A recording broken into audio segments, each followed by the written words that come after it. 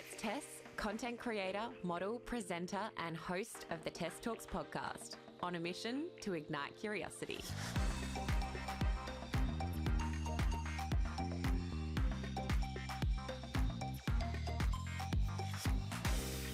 Today's guest is someone whose work truly resonates with me on a deep soul level. Dr. Sonya Jensen is a naturopathic doctor, author, podcast host, and women's health expert. But beyond all her credentials, she's a true guide for women who are ready to rewrite their story, rebalance their hormones, and reclaim their freedom. In this conversation, we talked about the emotional roots of hormonal imbalance, the stories that we inherit and carry, and how true healing often begins with radical self-awareness. Whether you're navigating hormonal imbalances, autoimmune disease, burnout, or maybe just trying to reconnect with your body, Sonya brings a grounded science meets soul approach that will leave you feeling seen and empowered. So let's get curious. Honestly, I'm really excited to have you on and that we finally got here. I love everything that you preach and you talk about. I started on my own health journey throughout my 20s and studied a bit of nutrition myself and different things, which really all stemmed off the back of my own healing journey and my own things that I was dealing with. And I feel like that's a really common story for people who fall into this path. It's like they've had their own experience of something health related that's got them so curious about this field and this space. So I'm curious for you, was there a moment in your life that first stemmed this curiosity to enter this field?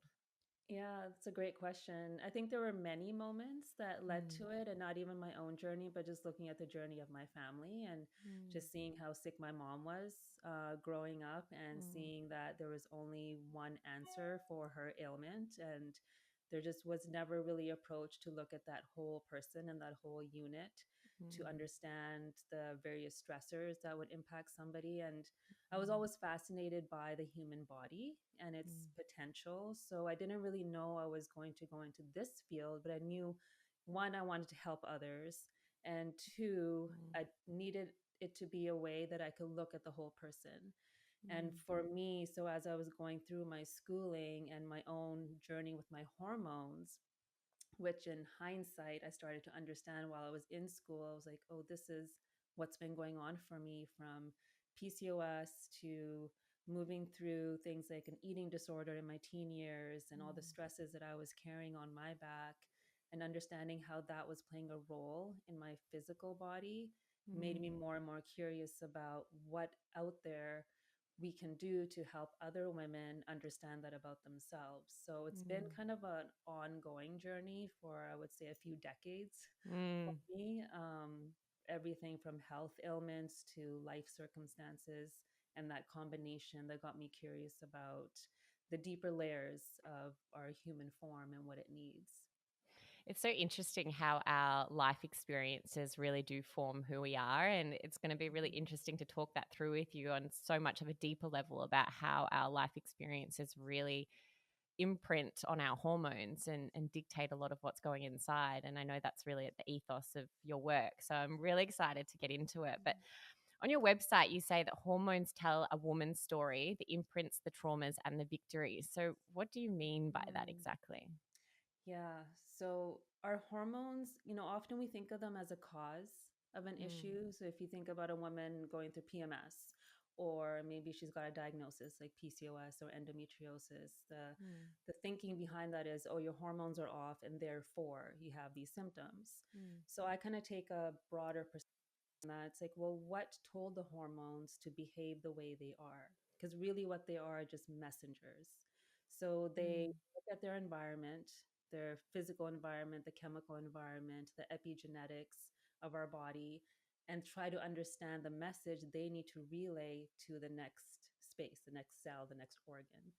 And so when you start to understand it from that perspective, you start to see, well, when we're under stress, we release certain hormones. We release cortisol or stress hormone or adrenaline in that initial moment to help us flee or fight or freeze in that danger situation. But if we're in that state chronically and we tend towards like burnout or chronic stress, we start to see that high level of stress hormone now is depleting your reproductive hormones like progesterone, because Mm. that turns into cortisol. And so when you start to kind of look at it even bigger picture of like, when you're in utero and the stresses your mom was feeling, the impact that that has on Mm. your physiology when you're about to be born. Take it even further back, you start to see generational trauma in stories. And there's a lot of work done around that now to see if a generation has felt certain stress, everything from like a famine or just physical, emotional stress from your mother's lineage, you Mm. start it starts to change our ability or your ability to respond to stress, which will then impact your hormones. So Wow. when we're having those symptoms, they really are the story behind another story. So they Mm. give you permission, I feel, to understand that more deeply about yourself and also those that came before you. Wow, it's so huge because it's something that I guess we just really don't look at all in Mm-hmm. our day-to-day society. And I think it's becoming maybe more common to start looking at the body as like a holistic 360 picture and how each element is related to another one. But I think like rewinding all the back generations, that's something that really isn't spoken about at all. And also sounds empowering, but also a little bit like, wow, okay, but how do I tackle that? Yeah. Where do you start? I know, because you can't change what happened before, but I think Yeah. what it can allow us to do is understand our reactions. Because when you've had Mm, those moments, say it's with your partner or with a mm, different relationship, and there's something about them that's triggering you, or there's an experience or a smell, or just something feels familiar from mm, before. So it could be when you were a child and mm, there was a moment where you felt unsafe. And what your brain did at that moment was created that story for you so it could protect you. mm, So right away, your emotional brain is more active, telling your hormones, okay, we don't need her reproductive hormones. We need her mm, stress hormones to help her. mm, And so fast forward, you could be sitting in traffic, you could be having a conversation with your partner, and all of a sudden there's that similar emotion or that similar feeling, and it takes us all the way back to that mm, experience. And then we're reacting now from that child experience rather than the woman you are today. So mm, when we can start to understand those responses that we're having, I feel like then we can get empowered in this moment to be like, oh, hey, wait, this doesn't belong to me. This mm, reaction that I'm having actually isn't mine or for this moment. So what can I do to respond differently next time? Or how can mm, I create more understanding with my partner to share that, I had this experience when I was young, when we start to really figure that out, and this is why I'm reacting. I mm, feel like it puts us in the driver's seat a little bit more because we start to understand ourselves and mm, why we're having that internal reaction, which then translates externally.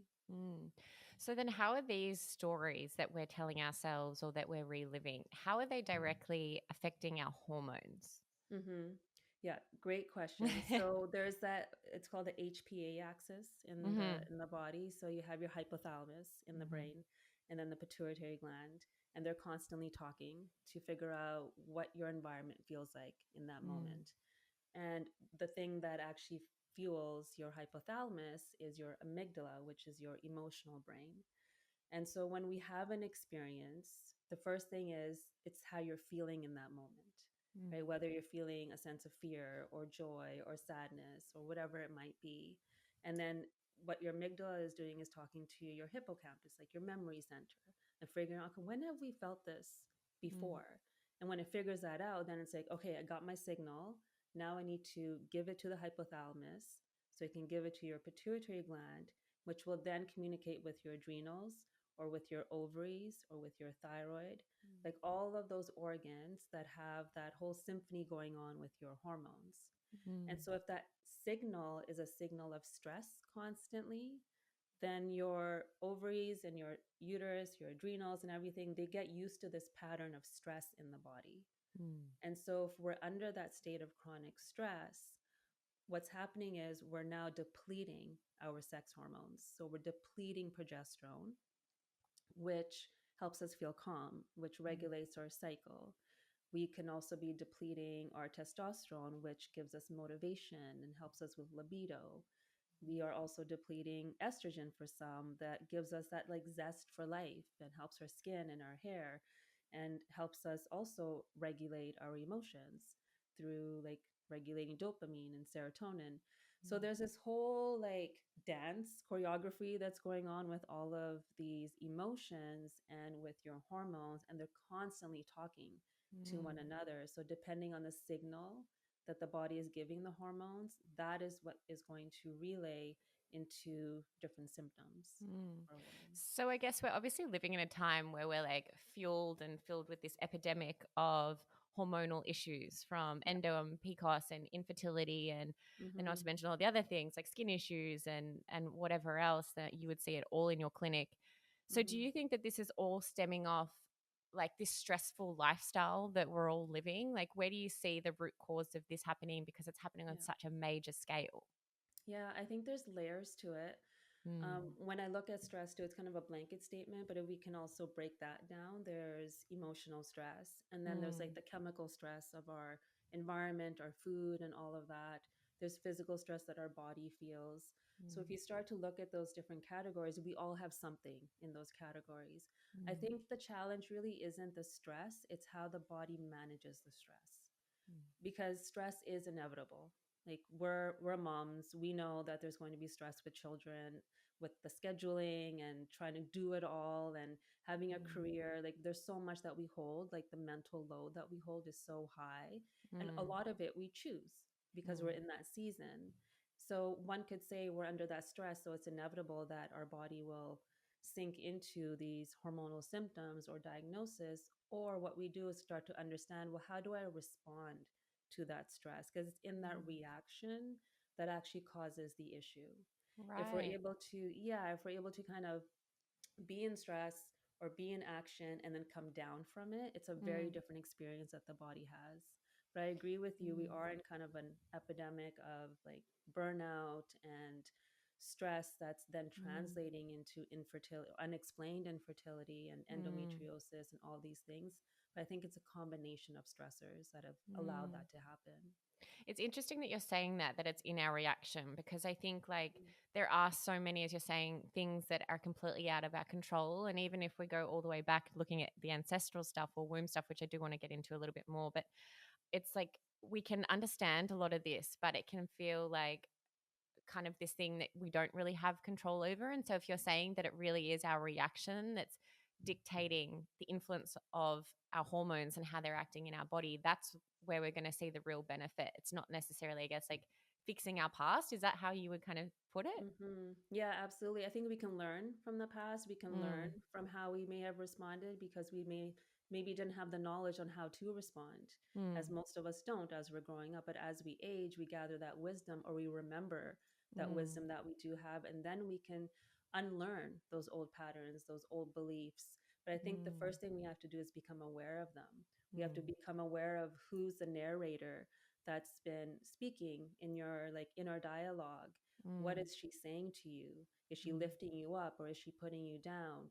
Is she helping you see a different perspective when it comes to an interaction with someone that's difficult? Mm. If you're able to have that discernment in those moments, then we can Mm. respond differently, and then we really are in that driver's seat.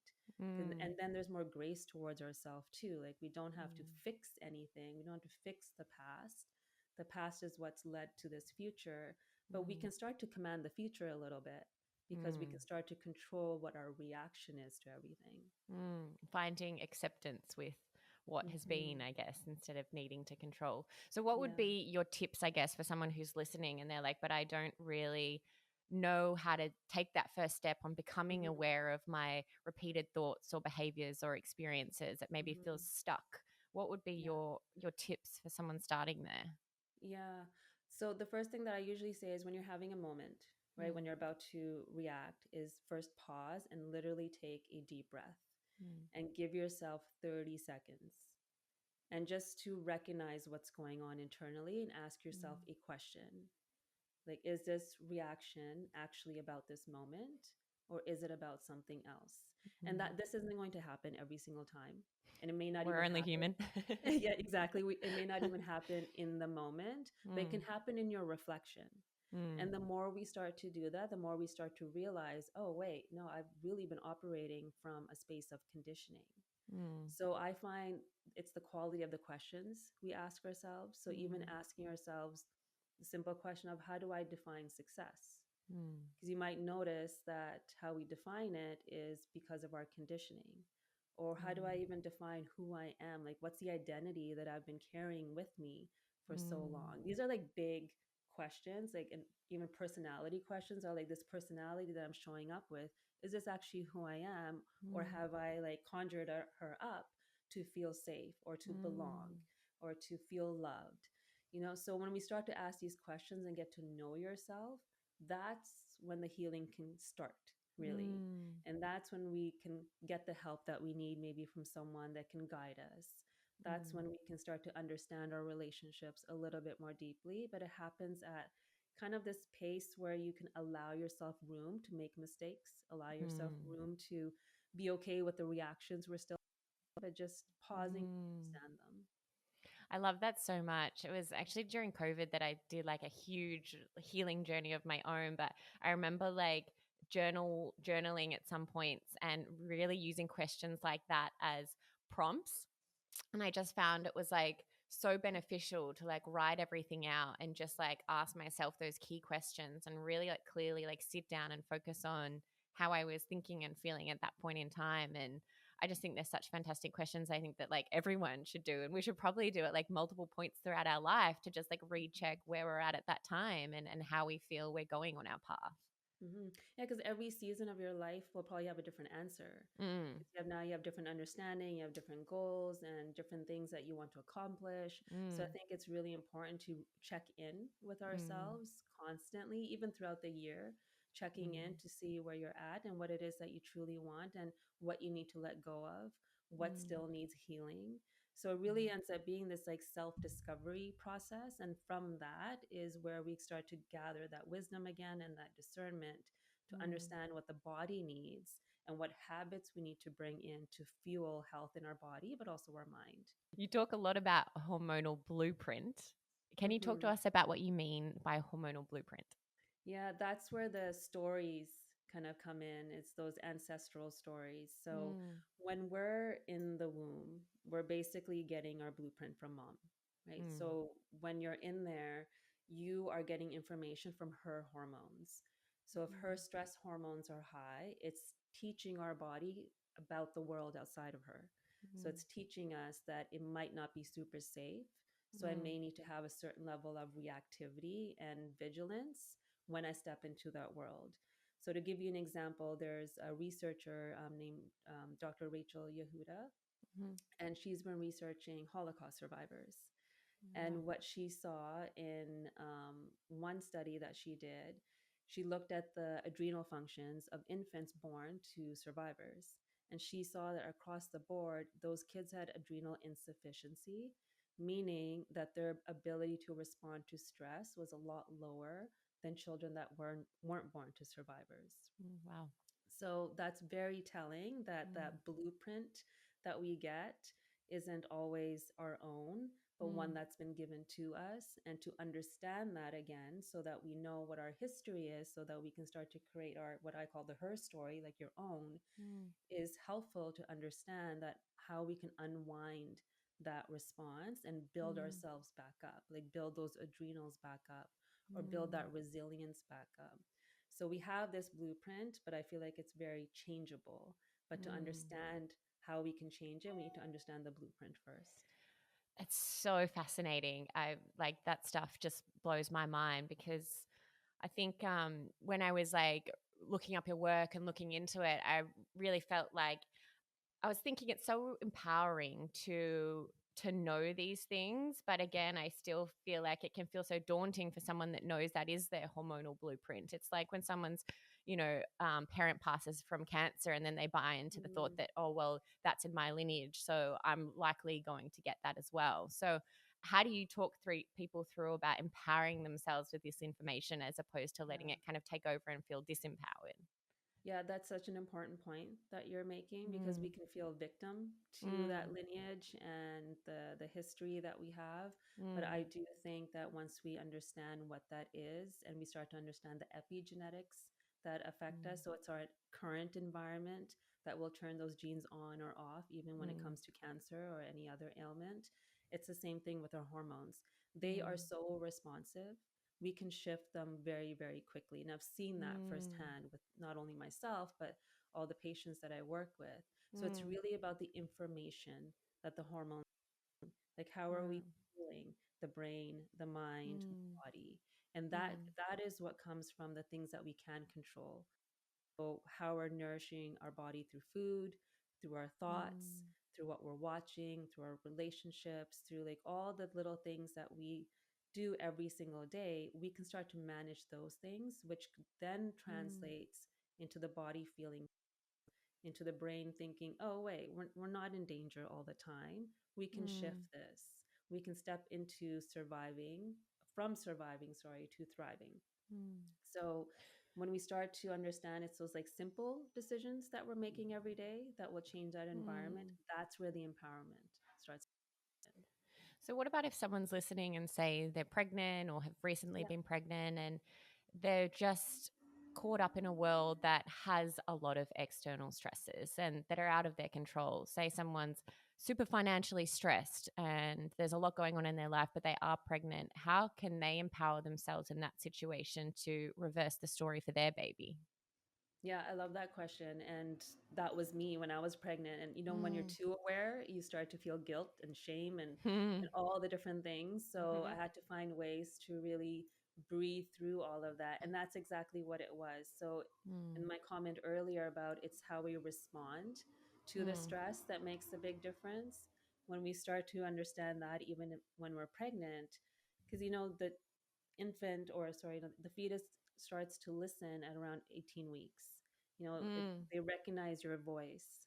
So Mm. you can feel stress, and then you can shift that just by responding to it and talking to the baby, talking to yourself, Mm. understanding that. So that's one way to do it. Mm. There's herbs and nutrients and things like that to help your adrenal glands, to help balance that stress Mm. reaction if you can't actually do that through breath or through talking. There's physical things that you can do to help respond through Mm. movement, through nutrition, and through different supplements and herbs to help Mm. calm the nervous system, to work on that vagus nerve, which Mm. is the longest nerve in your body that fuels all of your organs. And when you work on that, you can calm that system down. So Mm. then there's learning happening at the same time. Mm. And you probably experienced this too. As I remember when I got pregnant, it's like you completely change because now you're thinking about not just yourself, but how all your choices are going to help this little being navigate their life. Mm. And so you're learning to be a mom while you're pregnant. You're learning to do all those things. And Mm. we even talk to our children because we're not perfect.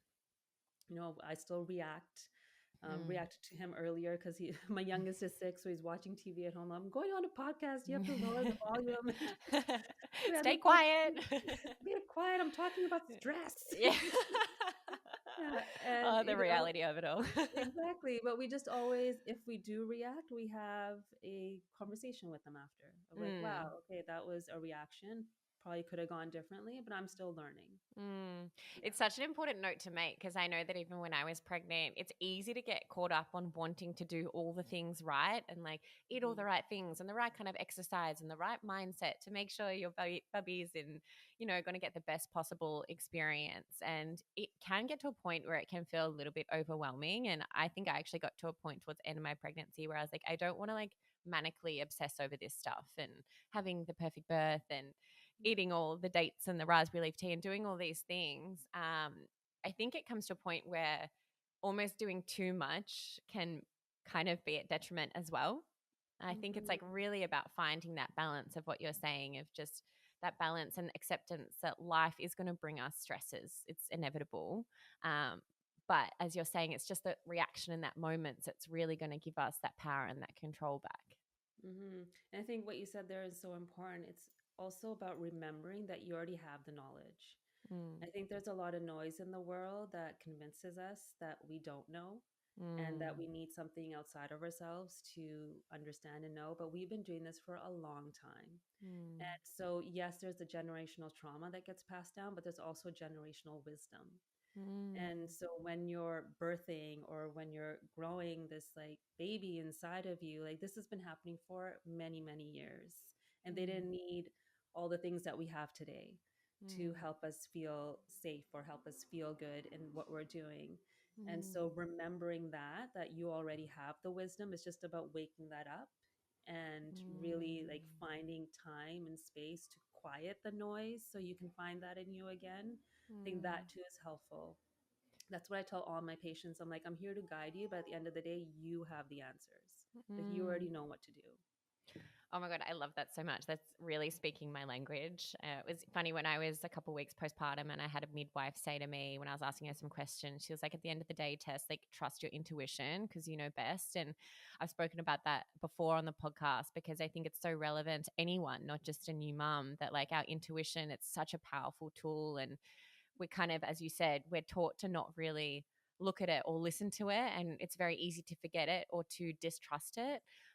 But you're so right. It's all that like ancestral wisdom that has been lived before that like lives inside us. And we do have this inner knowing. We just need to allow ourselves to kind of go there, I think. Yeah, and that's where that discernment again comes in. Like I love that Mm, word because it gives you mm, that space to do that, that mm, deeper understanding of yourself. So the more you get to know yourself, the more you can trust yourself. You can trust those mm, decisions, and the more you practice it, the easier it gets. So mm, right away when you have that gut feeling or that little voice tells you, and that little voice is usually a whisper, it doesn't yell at you. The one that mm. yells at you is usually the conditioning or the The beliefs mind. that actually aren't exactly. Yeah, but the one that whispers is really that innate wisdom. And then you Wow. start to learn to listen to her a bit more quickly. Oh my God, that's so beautiful. I love that. So, when we're talking about ancestral patterns, how are you seeing them show up in like modern day hormonal Mhm. imbalances? Like, what are you seeing within your clinic and your patients? Yeah, so there's this one family that I've been working with. So I'm seeing grandma, I'm seeing mom, I'm seeing daughter, I'm seeing granddaughter. So I Wow. got to really witness some That's of a the common patterns. mm, And amazing. yeah, and like, grandma, she was born in Greece, and it was like during time of war, and there's a lot of trauma that she had to live with, which actually made her super resilient. Mm, And then came to a totally new country, different language, culture, all of that, but has like really built her family up to this place of again resilience and safety and just financial safety and mm, everything. And just seeing her story translated into her daughter has been interesting in that what's been imprinted is selfless service, which can be a really beautiful thing. But what can also do is turn one into a people pleaser or one that needs to always be doing for others in order to mm, feel like she's significant or that she belongs to something. mm. And so, what I've noticed on a physical level is each and every single one has thyroid issues. Oh, wow. And so like that's what kind of begged me to ask the question of like, well, what's going on that each and every one, because this isn't really a genetic thing, Mm, like hypothyroid or like thyroid challenges. It's not genetic, it's the environment mm, that's impacting it. Wondering like what's going on, but it really, each of them had like the same story, but just mm. imprinted in a very different way. And Wow. so granddaughter was trying to do the opposite of what mom was doing, and not, didn't want to be the people pleaser, but ended up carrying a lot of shame from that, Mm, carrying a lot of guilt. And so when you start to kind of see that pattern, you start to see that it's not the physical thing that's being passed down, it's the story that changes the physiology. mm, That for sure is, there's some genetic epigenetics again with that. mm, So you start to see that our body physically changes. There was a study done on like the Dutch famine mhm, that happened after World War II, and they started to see too that bodies were physically changing after such an event. So mm, people's ability to produce insulin, for example, they were starting to see in grandkids there's more metabolic syndrome, so inability to really use their insulin properly, and having more like diabetes and those kinds of things mm, showing up. So when we start to kind of see that pattern, again, it can feel daunting of like, okay, well, I'm doomed if I would say most, especially our generation, I think I'm a lot older than you, but a Not at few all. generations back, every generation had their level of stress or Mm, something that they were managing and dealing with, just as we do today. mm, So it can feel, like you were saying, daunting to think, well, how am I going to fix any of that? mm, But again, it can feel some empowerment in knowing that this story doesn't have to belong to me anymore. I can let it go. mm, Like, I don't need to carry the shame. I don't need to carry the guilt. mm. So then what modalities are you using in clinic to work with, obviously one, accessing people's stories, but then two, Hmm. actually shifting that? And especially when you talk about things like, say, autoimmune disease, they're such Hmm. complex causes that I'm curious to know how you even begin to look at fixing something like that. Yeah, so I have this pyramid thing that I work with. I call Mm, it like the hormonal hierarchy of healing. mm, And I always start on the physical first, mm-hmm, because that's the most tangible thing. It's like if they're coming to me with Hashimoto's, or they're coming to me with like low energy, or PCOS, or something, like some sort of a diagnosis, mm, right away I'm doing some form of testing to help us understand what's going on, and then giving them things that they can do in their daily life to give them back a little sense of control and get them feeling a little bit better, mm, so that their physical body now has the energy for us to actually dive in a little bit more deeply. And mm, then the next layer is the emotional layer. That's when I start bringing in, people that I have in my village to help them. So a counselor or a somatic therapist. I'm a mm, yoga teacher, so I'll give them homework in terms of those journal prompts or breath work or a meditation or mm, something when they're ready for it. So not everyone is going to be ready to jump into that work, but the mm, first layer is working on that physical and building trust, and then mm, building trust in their body that, like, oh yeah, I changed my diet just a little bit and all of a sudden I'm having healthy bowel movements, or mm, I'm taking this supplement or eating a certain way, and all of a sudden I don't have the cramps that I used to have with my periods. mm, So when you start to see, okay, the choices I'm making are reflecting in my body, then we can start to go really deeply into, well, okay, let's look at the deeper causes of that. mm, There's the physical causes we've been looking at now, and now we're going to look at some of those emotional ones. And then the mm, layer after that that I've worked with is that relational layer then. Because if you think about our hormones and our emotions, we know they directly impact our relationships. And mm. from there, we start to work on how we can create healthy relationships with yourself and then also with everyone around you. Let's take a moment for this episode's sponsor for a product which I personally love and have been using for quite a long time now.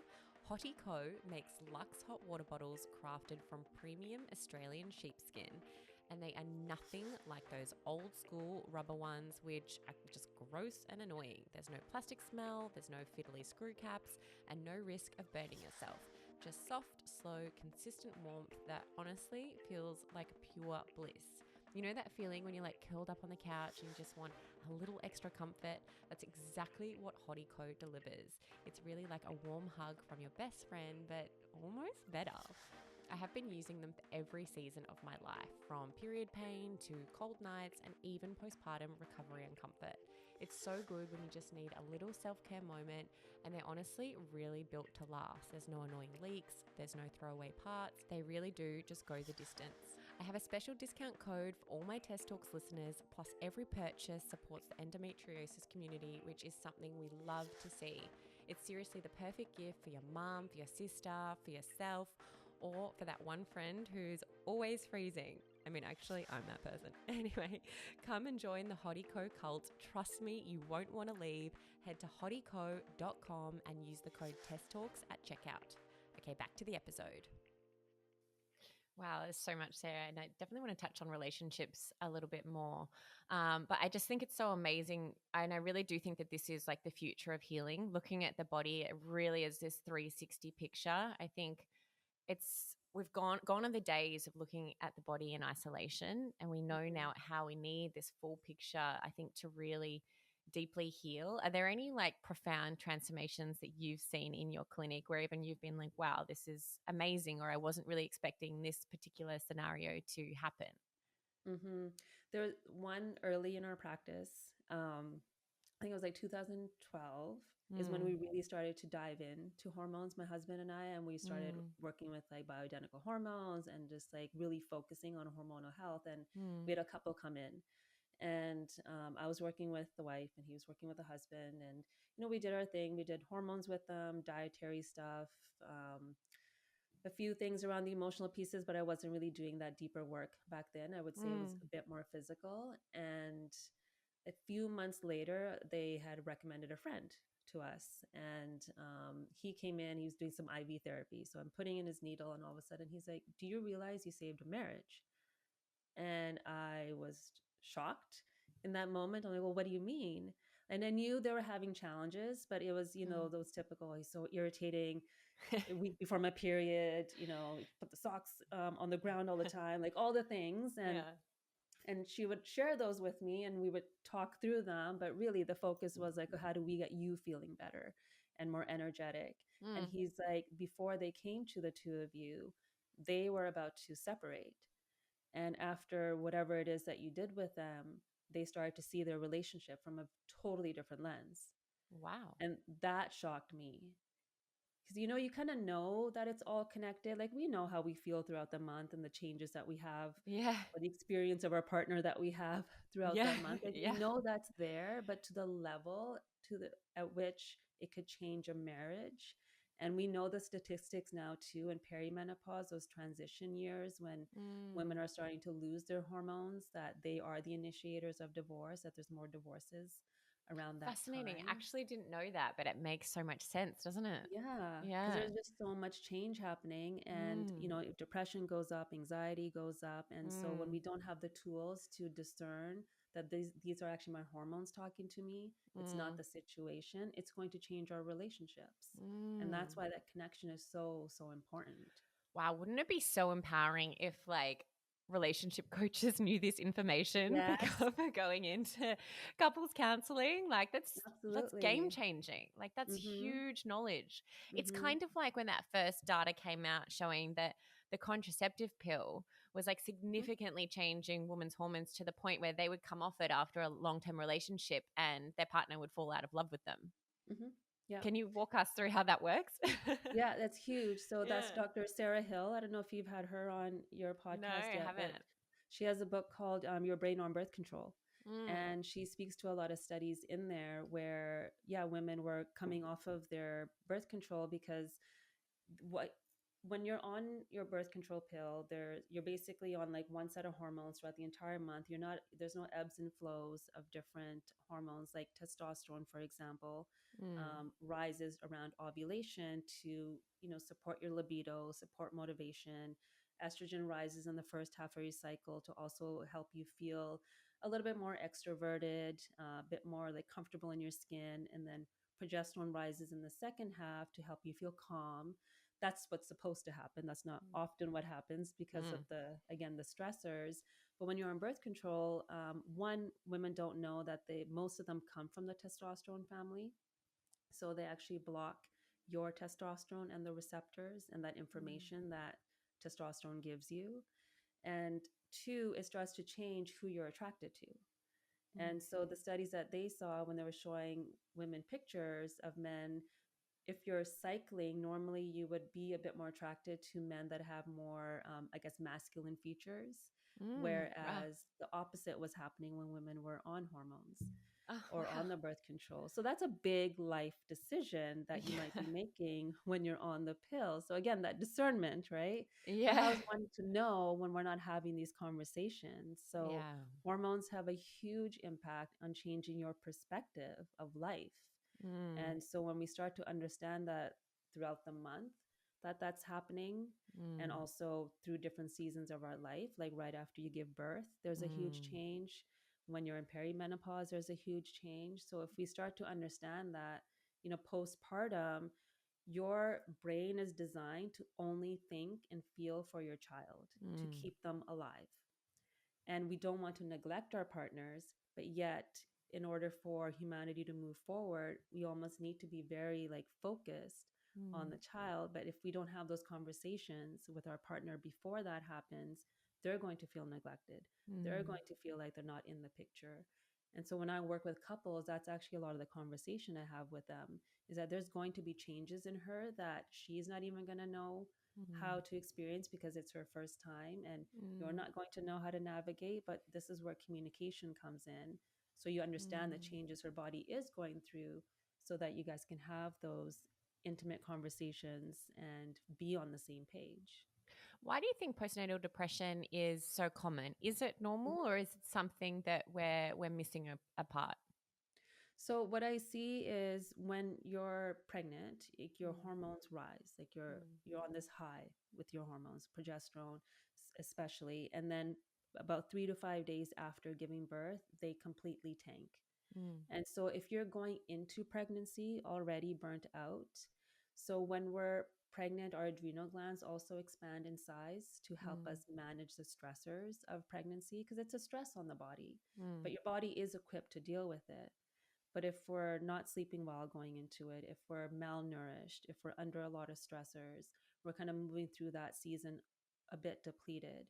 And now we're given birth, depending on the birth story too, will influence how we feel afterwards. And Mm. so now we have this huge dip in our hormones. I think culturally, women aren't supported enough post Mhm. birth. We don't have that village mentality with simple things of just dropping off meals to a Exactly. new mom or just Mm. giving her permission to just be with herself and her child those first couple of weeks. I think there's Mm. societal things that we're getting wrong, and then Mm. the lack of knowledge around what to expect in your Mm. body afterwards as you're healing. Like, I mean, we literally break our bodies open Mm. to birth. Like, Mhm. we're breaking open, like, we're Mm. birthing into a new version of ourselves too. And yet, we're not given that space to feel into who we really are because Mm. we might not be sleeping well now.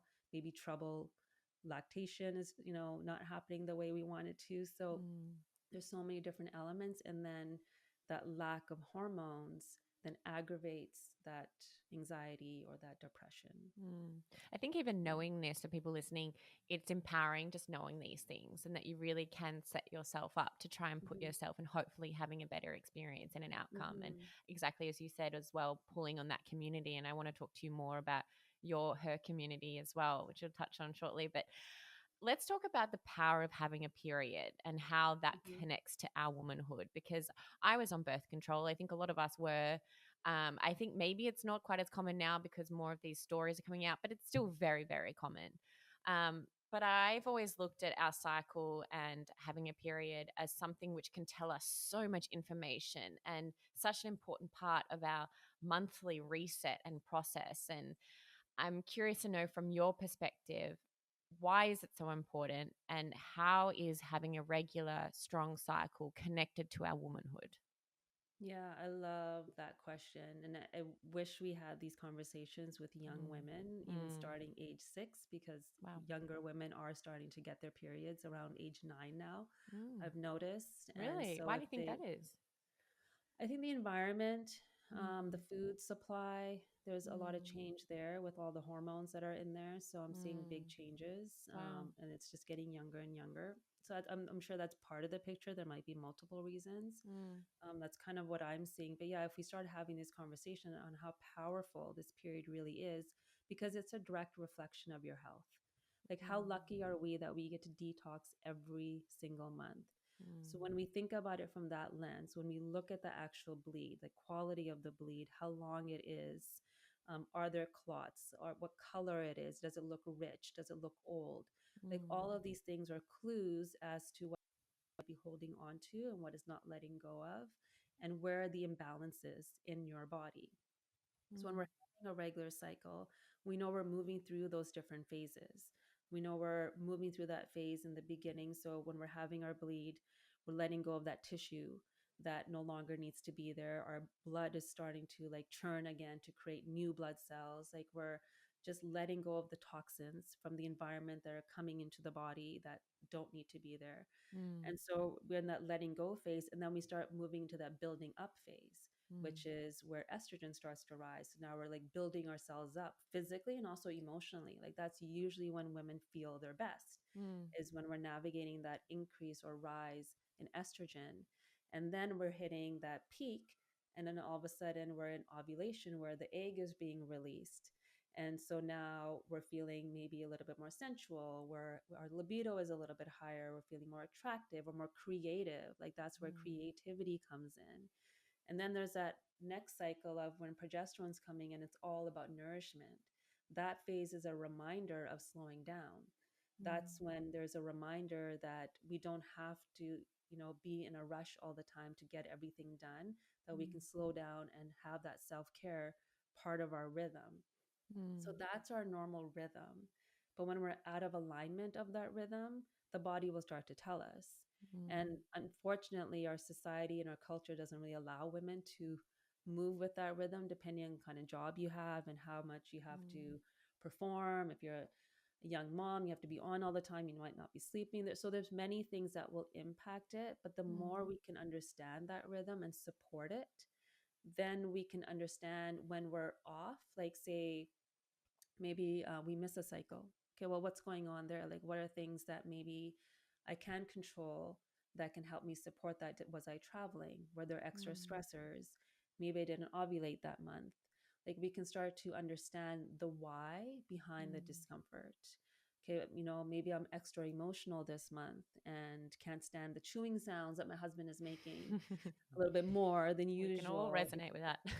Yeah, we can then start to ask the questions then too. Okay, well, if my progesterone isn't going as high as it needs to help me feel calm in that phase, what are Mm. things that maybe contributed to that to this month? Mm. Was there again extra stressors? Was I not sleeping well? Was I not eating to the best of my ability? So Mm. again, it just brings in that discernment piece Mm. and that knowledge of yourself to Mm. understand. Because when we're having cysts growing on ovaries, when we have fibroids, when there's endometriosis, PCOS, like there's so many things that many of your listeners will probably be like, yeah, check, check, check. Like I Mhm. have all of these things going on. That's not normal. Mm. Even pain during our period isn't normal. It's your body's Mm. ways of saying there's something that's off. There's Mm. something that we need to investigate. We need to test. We need to understand like what's Mm. going on so we can support our bodies. So, what are the impacts of suppressing our period and our cycle with something like contraceptive methods? Yeah, so when we first start to bleed, it takes up to 12 years for ovulation to actually regulate. Oh, So if you wow. think about it in that terms, like your brain is still trying to really figure out that connection between the brain and the ovaries. Mm. So one thing that we're doing is we're disrupting that Mm. connection. And so we're not in rhythm anymore. We're not getting those ebbs and flows. Many women feel very flat when they're on the birth control pill, like not really feeling those highs and lows that we Mm. need in order to have, again, discernment around Mm. decisions that we're making for ourselves. On a physical level, we're blocking those receptors. So the body is no longer making the hormones in those cycles like we need it to. It's basically tricking your Mm. body into thinking it's pregnant all the time. Mm. And so now we're suppressing ovulation. So birth control is one of those like tricky conversations because there will be a season in a woman's life where she may need it. Mm. And it's actually done wonders for women too, because it can Mm. allow you to focus on your career or schooling or feel safe in your choices Mm. that you're making sexually too. So it's Mm. given empowerment in that way. But I think it's important to understand the other side of the coin of Mm. some of the things that it disrupts in the Mm. body. Like it will deplete your body of things like magnesium and zinc and B vitamins. Wow. It might cause more dysbiosis, which is like a change in the microbiome This in is your body. something we definitely don't speak about enough. And I've heard that it can impact your gut Yes. microbiome. Yeah. Yeah, so it can create more like of a yeasty environment, also your vaginal Mm. microbiome as well. So we have Mm. different bacteria in different parts of the body. So Mm. it also disrupts that. So many women on the birth control will have more yeast infections, Mm.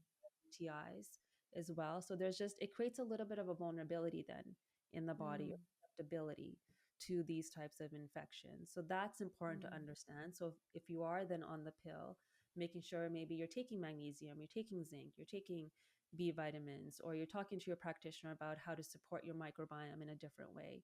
So we Mm. can work, if we have that understanding, we can work with those choices. So we don't, Mm. again, have to feel shame around choosing it, knowing that, okay, this is disrupting my body in many ways, but we can make Mm. some choices to support the body. And then That's there's fertility. mm. Yeah, carry on. Oh, sorry. I was going to say with fertility, like some Mm. women can come off of the birth control and instantly they can get pregnant. And then there's others that will have Mm. more of a challenge. So Mm. that's something to think about too. And that's something that's just so different person to person. It's not something you Yeah. can really predict, is it?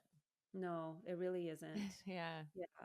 It's empowering to know that though, because I'm someone who would never take the pill again because when I came off it, my hormones were so dysregulated that I spent the next 7 years trying to regulate them and control hormonal acne and rebalance elevated testosterone. And for me, it's just something I wouldn't risk doing again. But I think knowing that there is empowerment on if we do need to take it and that you can have somewhat of a control and an influence on what it is doing to your body. But I really like what you said at the start of this whole topic was reframing how we actually look at our cycle and being lucky to be able to have a cycle every month and to detoxify every month. And I think that's almost like where it starts. And once we kind of have that relationship with our period, instead of feeling like it's this big negative pain impact on our life every month, but seeing like the beauty of it and what it allows us to experience every month. And that eventually it might lead to fertility if that's something we want. I think like restructuring how we look at it and maybe making it more acceptable to have our period every month and to feel these emotions and to not feel like we need to run away from it. Mhm. It's such a huge part of who we are. Mm, And I think from the beginning of our days, when it comes to getting our period, we're kind of taught it's an inconvenience, mm, right? We're taught ways to like manage it or suppress it or just not connect with it. And, in some places, in some cultures, it's seen as being very shameful to talk mm, about it. And so the more acceptance we have around it and understanding, we get to see it's actually a really beautiful gift. I mean, mm, without that, we wouldn't have life, mm, right? When we start to see it from that big level and that big picture, like this mm, is something that moves the generations forward, mm, and we get to have a period, mm, and it allows us to understand ourselves so deeply. mm, And talking to women in perimenopause and menopause is like a different conversation because there's grief then around mm, losing your period. mm, So it's such a emotional thing that we move through throughout our lives. It's like we want it, we don't want it. It's disruptive, yet it's beautiful. Like, there's so many different layers of emotions that show up when it comes to mm, our reproductive health because we're not, I think, also provided that information from a young age that it is beautiful. So I mm. had one of my best friends, her daughter started bleeding when she was quite young. She was 9 years old and she called me right away. She said, "Can you talk to her?" And so I called her up and I didn't talk to her about the physicality of it or anything. The first thing I said to her, I'm like, "Welcome to womanhood. And you are so beautiful. I am so proud of you." And just talking to her in a way that, like, she's perfect as she is. Mm, And she's going to go through a lot of changes. A lot, her world is going to change now, how she's looking at the world, and it's all mm, okay. And if we mm, need help, we're here. So I think if we start talking to our young women in that way, there won't be this shame around mm. our bleeds. I love that so much. It's such a different picture to I think what most young girls experience, and that's getting rushed to their GP and taught about, okay, what's the best way to manage this, and seeing, Mm-hmm. girls as early as like 13 being prescribed the pill. Mm-hmm. It's refreshing to hear this mentality, and I think it's something we all need to work on integrating Mm-hmm. into normal life. Yeah. Yeah. If anyone takes anything away from our conversation, is that there's options. Mm, The pill does not have to be the only option. There's so much that you can do mm. to support your body. So let's talk about when you're in flow with your cycle. It's Mm-hmm. amazing, one, the signs that you do get. And it's amazing what your body tells you and also how receptive you can be. Like I got to a point where, I knew where exactly I was in my monthly cycle due to the signs that my body was showing me. And I knew, when my period was going to come. And it's amazing when you get to that level of detail and nuance. But you also talk about moon cycling and when our cycle is connected to the moon and nature, which I just think is so beautiful. So what do you mean by that? Yeah. So our moon has been connected to our cycles for a long time. I mean, there's no like science really backing it, but if you look at it from like an energetic perspective and for I think women in general, it just makes sense. The new moon, that's usually when women would bleed. And then 2 weeks later, around the full moon, is often where there's ovulation. So there's Mm, like an energy shift with that fullness that mm, happens in the body and when creativity happens in the body. mm, And so for women that maybe have an irregular cycle and we're trying to figure out, okay, how do we navigate this? Or maybe they're amenorrheic and not even having a cycle, which mm, happens often for women that are maybe undernourished, or I see young women that are gymnasts or dancers mm, or just athletes and not having those regular cycles will start to create a rhythm according to the moon. And mm, so we'll do things to help support their estrogen from like new moon to full moon. And then we'll do things to support their progesterone from full moon to new moon again, just to bring in that cycle. And even for women in postmenopause that mm. aren't bleeding anymore, I encourage them to connect with the moon too. And you start to see you still have those ebbs and flows according to that moon cycle. And going Wow. more woo woo around it, Yeah. the moon is what shifts the waters in the earth, right? And if you Mm, think about the womb itself, it's very fluid. There's like the water element, and just looking at the chakra system too, that's where the water element is. mm, And when you see it from that perspective, there's just such a deep connection between women and the moon. And so the more we connect mm. to it, I feel the deeper we connect to ourselves. I'm sorry, but how amazing are we? Like women Right? are like we connect to nature. Like That's it's right. unreal. Like it's actually Yeah. incredible the power that we have. And I think we need to give ourselves more credit for like how beautiful this is. It really is. And I feel like Mm, if we tap into that more, we can then dissolve some of this conditioning that, society has put on us on how we're mm, supposed to look or behave, and mm, all the various stressors that we carry on our backs of how we're supposed to be or should be. When you mm, start to peel all that away and see like how amazing you are just as you, mm, it can dissolve so many of the stressors that we are carrying with us. mm. So I'd love to ask you just a couple rapid questions, which will give Mhm, listeners just like some tangible tools that they can mhm, take home with them. So, what are, say, some of your top favorite superfoods or supplements to hack your mhm. hormones? Yeah, so magnesium Mm-hmm. is a must for everyone, every woman, because we don't get enough of it and we need it to make our hormones. Mm-hmm. B vitamins is another one. We are very depleted in Bs, and especially when we're under stress. B5 and B6 specifically Mm-hmm. are the ones there. There's a herb called Vitex or chaste tree berry that Mm-hmm. helps to regulate our progesterone, which is really supportive. And then the other one would be GABA. Um, Works with progesterone. So that's our neurotransmitter that helps the brain feel really, really calm.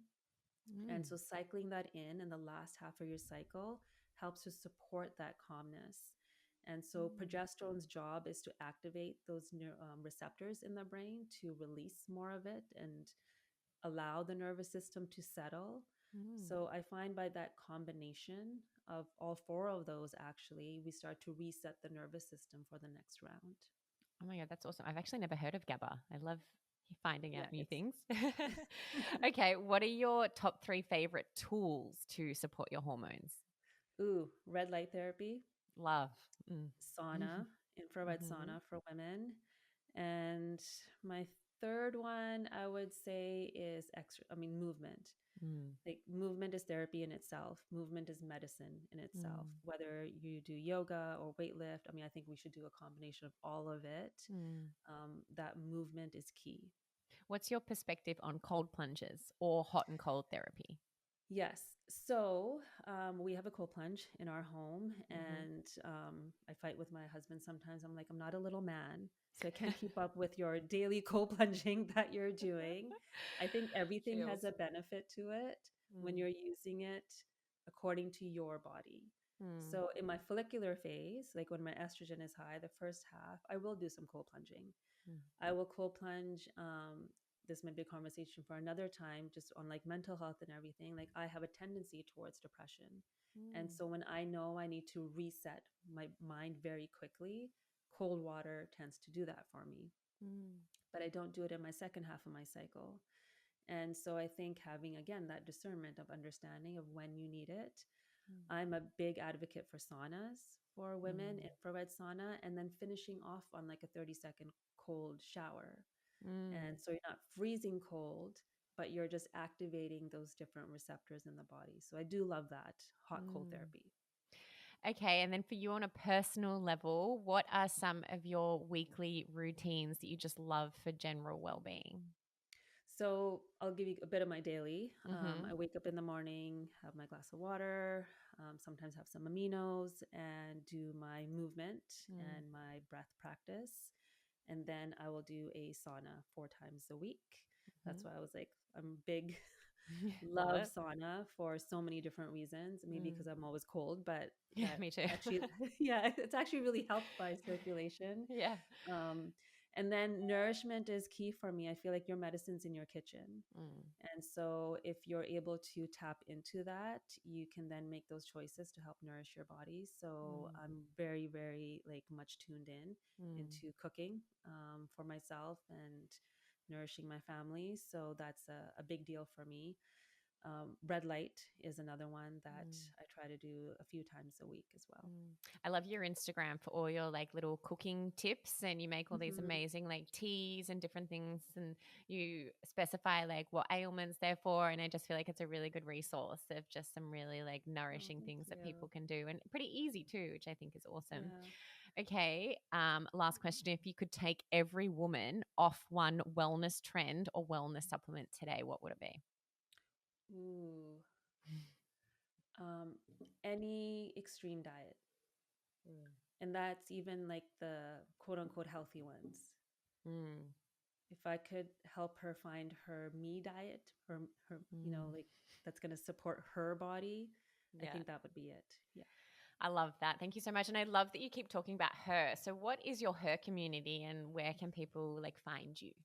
Yeah, so her community is just a gathering of women of different ages where we connect once a month and we talk about these various things that affect us, everything from grief that a woman might be going through as she's aging to PCOS to foods that are going to nourish us. So every month we have a different topic that we go over and support each other with. And so you can find that on my website, drsonyajensen.com. You can find me on Instagram, like you were saying, where I share a lot of simple tips that you can do daily, because I think simplicity is necessary when we're trying to make change, because we don't want to feel overwhelmed as we're trying to support and nourish ourselves. I think it's so fantastic because, as we said earlier, we live in a world where we've kind of lost that sense of community and that real support. And yes, we can call in our friends and stuff, but life just gets busy. And I think to have these kind of communities where you can feel so safe and open up about such personal things, I just think it's so important in this day and age. And as you've said, like it's such an important part of our own like healing journey. Yeah, absolutely. And you've got a podcast too. So I'll make sure I'll add in all the links for everyone in the show Thank notes. Now, I you. did lie. I have one last question. Okay, It great. is a question I ask all my guests and how I like to end my episode. And that's just to leave a little verbal entry in the Test Talks diary. So it's just one lasting piece of advice or wisdom that you think is important to leave behind. Mm. To remember that all the wisdom is inside of you. Mm, Yeah. so beautiful. Couldn't agree more. Thank you so much. It's been such a beautiful chat, and we'll definitely have to do it again. There's so much more I could talk to you about. Yeah, absolutely. And thank you for providing the space for me to speak on, I think, a very, very important topic. Thanks so much for listening. If you loved the episode, please subscribe, rate, and review. It honestly means so much and helps to keep these conversations going. And I'd love to connect with you. You can message me on Instagram or TikTok, and I've left all the details from the episode in the show notes below. I'll see you next week.